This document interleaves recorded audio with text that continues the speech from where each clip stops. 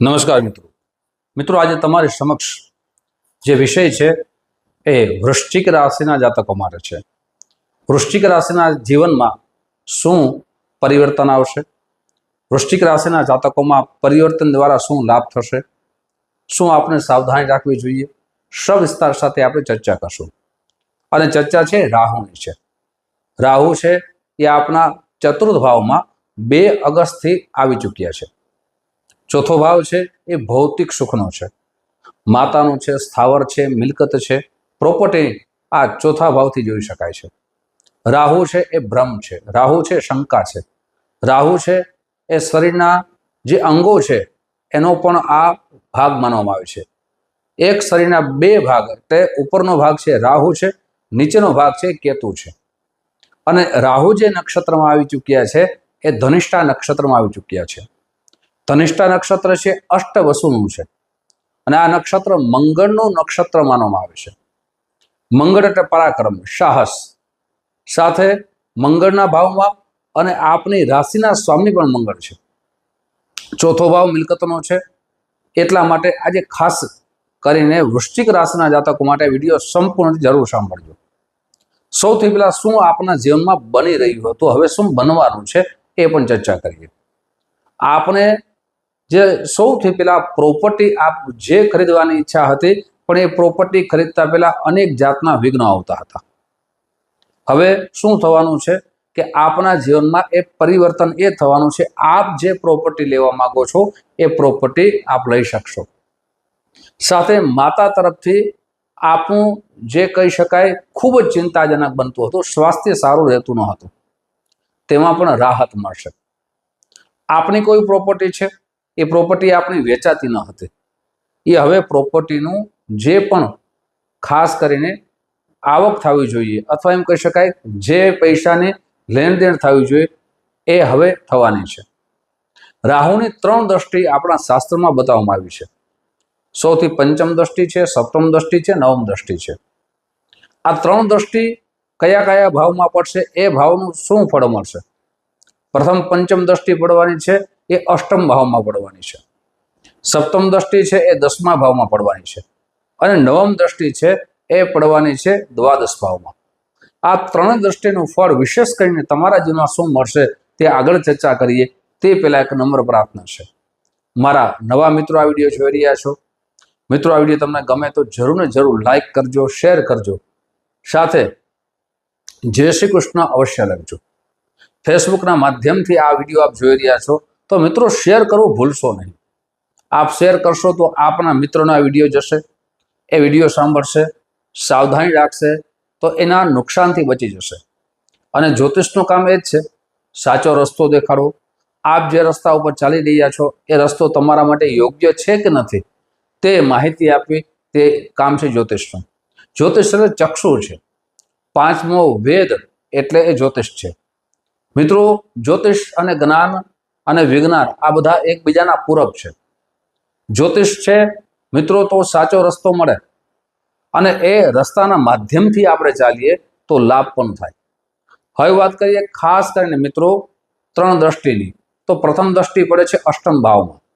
અષ્ટમ ભાવ છે એ આપણા જે પણ કાર્યો કરે છે એનો રૂકાવટનો ભાવ પણ માનવામાં આવે છે, અકસ્માતનો ભાવ માનવામાં આવે છે. સાથે આપણા જીવનનું મૃત્યુ પણ એ ત્યાંથી જોઈ શકાય છે, રહસ્ય જોઈ શકાય છે. જીવનમાં ઘણા બધા કાર્યો એવા હોય જેને રહસ્ય રાખીએ તો આપણા જીવનમાં ઘણા બધા સંબંધો ટકી રહે છે. તો હવે વાત કરીએ અષ્ટમ ભાવમાં આપણે શું ફળ મળશે. તો રાહુ આપણા જે પણ કાર્યો અટકી રહ્યા હતા એ કાર્યો પરિપૂર્ણ થશે, એ કાર્યમાં આપણે સિદ્ધિ મળશે. પછી આપણી કોઈ પણ પ્રકારની કંપની હોય, એ કંપનીની અંદર આપ કાર્ય કરી રહ્યા હો પણ લાભ જે મળવો જોઈએ એ લાભ મળતો ન હોય, એ લાભ આપણે દેખાશે. સાથે આપ જે કંપનીમાં ખૂબ મહેનત કરી છે, પૈસા લગાડ્યા છે, પણ ઘણી વખત એવું બને કે એ રૂકાવટ કેવી થાય તો કે આપના જે પણ નીચે કામ કરતા હોય એ સારી રીતે કામ ન કરે અથવા વિવાદ થાય તો એ કામ આપણું અટકી જાય. તો આ વિવાદો પણ હવે દૂર થવાના છે. રહસ્યો છે ઘણા બધા આપણા જીવનના સંગત દોષથી રહસ્યો થઈ ગયા હોય એ ખાસ કરીને આપણા ઉજાગર ના થાય તેની સાવધાની રાખવાનો સમય છે. હવે વાત કરીએ જે પ્રથમ દ્રષ્ટિની જો વાત કરીએ, હવે બીજી દ્રષ્ટિની વાત કરીએ એ 10મા ભાવમાં પડે છે. 10મો ભાવ છે કેરિયરનો છે, કર્મનો છે. આપણું કેરિયર છે એ ઉત્તમ બનવાનું છે. આપે પૂર્વમાં જે મહેનત કરી હતી એનું ફળ હવે આપને દેખાશે. રાહુ છે અચાનક કોઈ પણ કાર્યની સિદ્ધિ અપાવે છે, અચાનક ધન લાભ કરાવે છે. હવે અચાનક એટલે શું? તો કે આપે કોઈને પૈસા ઉછીને આપ્યા હોય, ઘણો સમયથી આપ એની પાસે માગતા હો, એ આપતા જ ન હોય, ત્યારે એની બુદ્ધિમાં સદબુદ્ધિ પાકે અને એ પૈસા પાછા આવે તો અચાનક પૈસા આવ્યા કહેવાય. અચાનક એટલે મિત્રો એ રીતે ના હોય કે કોઈ ખાડો આપણે એમાં ખાડો ગાળીએ એમાંથી ધન ઉપાર્જન થાય, એ અચાનક નહીં.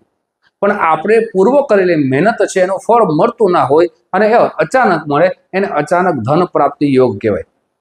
ઘણી વખત આપણો બિઝનેસની વાત કરી, હવે નોકરી કરતા હોય તો આપણી સેલેરી અટકી ગઈ હોય અને સેલેરીથી લાંબો સમયથી રાહ જોતા હોય અને આવતી ના હોય, તો આવી સેલેરી અચાનક આવે, એ રાહુનું કામ છે કે તમારા કાર્યો પરિપૂર્ણ કર્યા છે.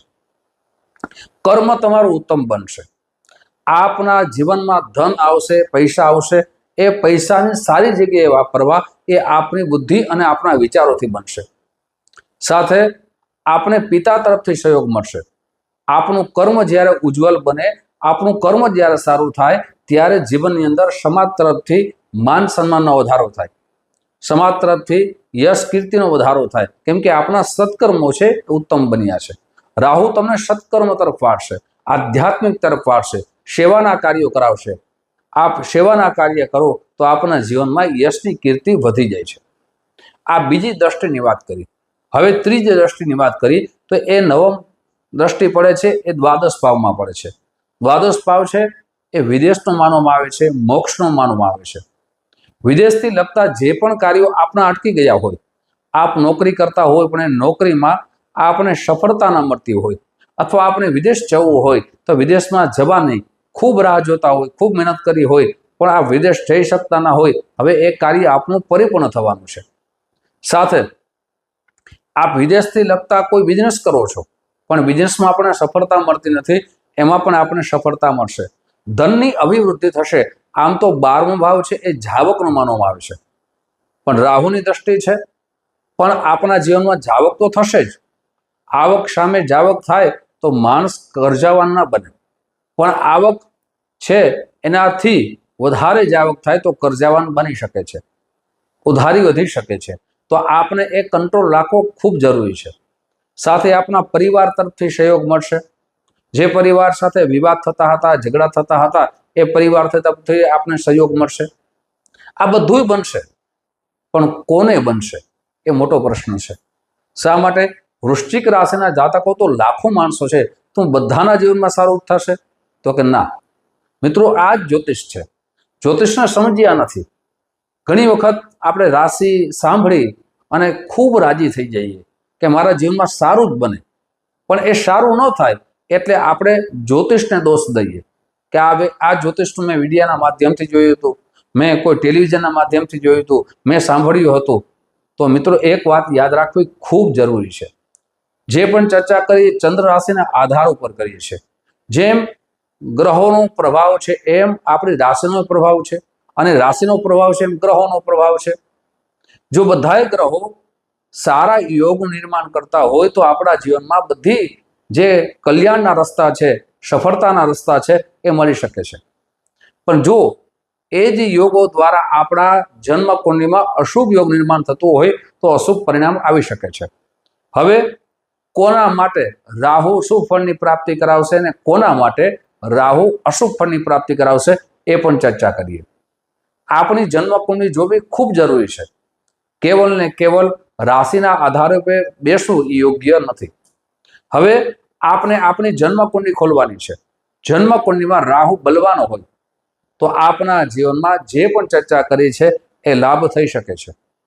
સાથે મંગળ બનવાનો હોય તો પણ આ બધું પ્રાપ્ત થઈ શકે છે. પણ રાહુને મંગળની સ્થિતિ સારી ના હોય જન્મકુંડળીમાં તો અશુભ પરિણામ પણ આવી શકે છે. રાહુ છે જો 6થા ભાવમાં આપણી જન્મકુંડળીમાં હોય, આપણી જન્મકુંડળીમાં 8મા ભાવમાં હોય, 12મા ભાવમાં હોય, સાથે મંગળ હોય તો અશુભ પરિણામ આવી શકે છે. રાહુની જે કહીએ કે ડિગ્રી ઓછી હોય અથવા મંગળની ડિગ્રી ઓછી હોય, અંશકળા ઓછી હોય તો પણ અશુભ પરિણામ આવી શકે છે. એટલે જન્મ કુંડળી જોવી ખૂબ જરૂરી છે. ઘણા બધા મિત્રો અમારી પાસે આવે છે, ફોન કરે છે, કોલ કરે છે કે ડાયરેક્ટ અમને રાશિ કહે કે અમારી આ રાશિ છે, હવે રાશિનું કહો. તો મિત્રો જ્યારે પણ રાશિ સાંભળો ત્યારે એમાં નંબર આપ્યા હોય છે, સમય આપ્યો હોય છે, સમય સાથે કોલ કરવો જોઈએ. અને કોઈ પણ જ્યોતિષ આચાર્ય તમે કોલ કરો ને ત્યાર તો હોતા જ નથી, એ પોતાના કામમાં વ્યસ્તતા હોય છે. એટલે સૌથી પહેલા તો એની એપોઇન્ટમેન્ટ લેવી જોઈએ, એમની દક્ષિણા મોકલવી જોઈએ, તો એ એપોઇન્ટમેન્ટ આપે. એમનો પરિવાર સાથે રહેતો હોય એટલે એ વાત વિચાર કરવો ખૂબ જરૂરી છે.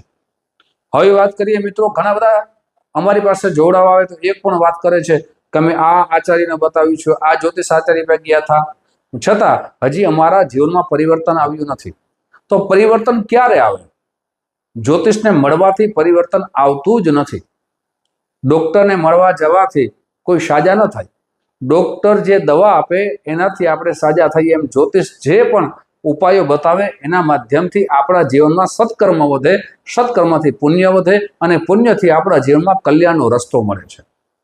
આજે કોઈ સત્કર્મ કરી દીધું અને કાલે આપણું કલ્યાણ થઈ ગયું, એ જ્યોતિષ નથી. અને ઘણી વખત એ પણ સાંભળ્યું કે ગેરંટી આપો. મિત્રો જ્યોતિષ છે માર્ગદર્શક છે, પથદર્શક છે. જ્યોતિષ કોઈ ભગવાન નથી.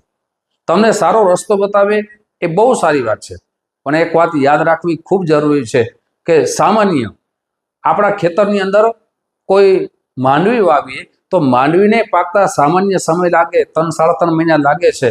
આ તો વેદ છે, આ શાસ્ત્ર છે, તો એને આપણે કર્મ કર્યું છે એનું ફળ મળતા વાર પણ લાગે. વેદાહ કાલેન ફલતિ. તો આપણે એમાં ધૈર્ય રાખવું પડે, ધીરજ રાખવી પડે અને સાથે શ્રદ્ધા રાખવી પડે, તો એ કર્મનું ફળ મળે છે. અને જેને જે કર્મ કર્યું છે તો એને ભોગવવાનું જ છે. મિત્રો હવે ખાસ કરીને વાત કરીએ ઉપાયોની અને સાવધાનીની. તો આપણે કઈ કઈ વાતની સાવધાની રાખવી જોઈએ?